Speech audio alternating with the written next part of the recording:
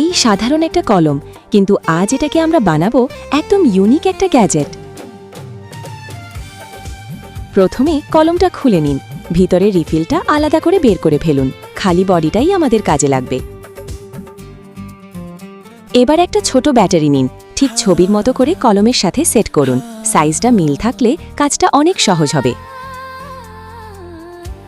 এখন গরম গ্লু ব্যবহার করে ব্যাটারিটা কলমের সাথে ভালোভাবে আটকে দিন। একটু সাবধানে করবেন যাতে ঠিকভাবে ফিট হয়। এরপর কলমের নিচের অংশে একটু কেটে নিন, যেন ব্যাটারির সাথে কানেকশন ঠিকমতো বসানো যায়। এখন রিফিলটা আবার ঢুকিয়ে দিন।